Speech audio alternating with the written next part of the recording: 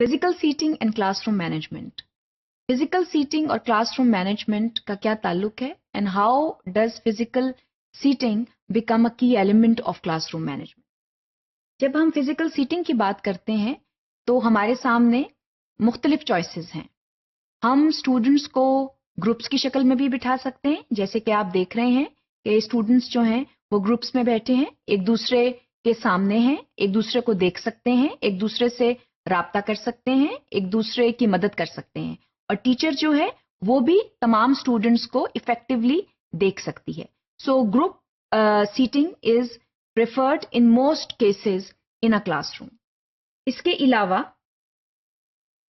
Students کو بٹھانے کا ایک اور طریقہ یہ ہے کہ آپ ان کو قطاروں میں بٹھا دیں، آپ ان کو روز میں بٹھا دیں اور انڈیویجولی آپ ان کو بٹھائیں. اور عام طور پر جب بڑی کلاسز ہوتی ہیں تو وہاں پر پریفر کیا جاتا ہے کہ اسٹوڈنٹس کو انڈیویجولی بٹھایا جائے، کیونکہ most of the time the work given, the nature of the work is such that individual setting is recommended. Individual setting, group setting, pair setting, sitting on a carpet, these are all possibilities that are there as far as physical seating is concerned.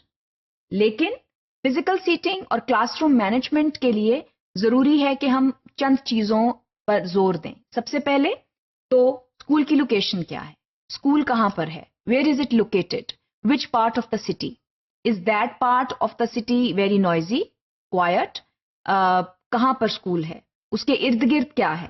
تو location of the school جو ہے وہ بہت important ہے. School کا purpose Bullet ہونا بہت important ہے. اسکول جو ہے کیا اس کی ایک پرپز بلٹ بلڈنگ ہے یا وہ ایک گھر میں ہے، کیونکہ اس سے بہت سی چیزیں جو ہیں ان میں فرق آ جاتا ہے. For example class room size میں فرق آ جاتا ہے. کلاس روم سائز اور فزیکل سیٹنگ جو ہے ان کا بہت گہرا تعلق ہے. اگر کلاس روم چھوٹا ہے تو ظاہر ہے کہ پھر then you have limited space and then you have to seat the students in that limited space. Sometimes group seating is not possible in such scenarios. لیکن اگر کلاس روم بڑا ہے then you can play around with different seating plans. آپ بچوں کو زمین پر بھی carpet پر بٹھا سکتے ہیں، آپ ان کو پیئرز میں بٹھا سکتے ہیں، گروپس کی شکل دے سکتے ہیں، انڈیویجولی بٹھا سکتے ہیں. So there is a lot of variety that is in your hand. اس کے علاوہ کلاس کا سیٹنگ پلان کیا ہے؟ اب کلاس کا جو سیٹنگ پلان ہے that is greatly determined by the lesson plan that the teacher has. Some times the lesson plan advocates group setting, some times pair setting, some times individual setting, some times setting on a carpet on the floor.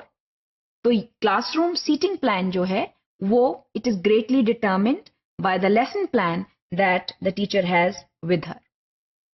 اس کے علاوہ physical setting جو ہے اور class room management جو ہے بعض اوقات play ground جو ہے وہ بھی بہت ڈٹرمن کرتا ہے.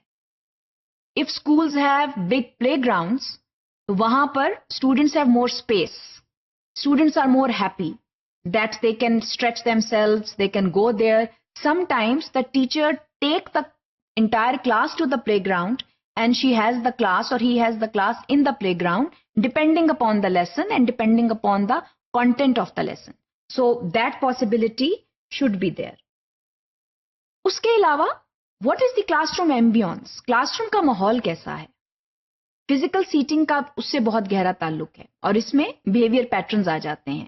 How are the students behaving in the classroom? How is the teacher behaving in the classroom? Class room کا فرنیچر کیسا ہے؟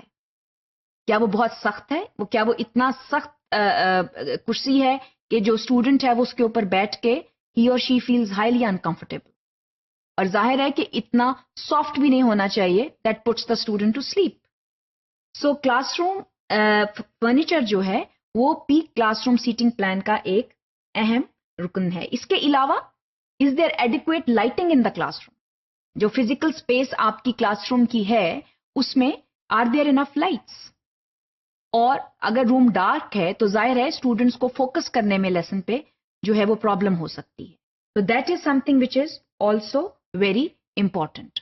اور what is the noise level? Noise level کیا ہے کلاس روم کی؟ آپ کا جو باہر کا ماحول ہے کیا اس کی نوائز اتنی زیادہ ہے that it affects the students in the classroom, and hence it affects the seating plan. So when it comes to the physical seating of a classroom and the physical setup of the school, all these factors are extremely important and they go towards successful teaching and learning.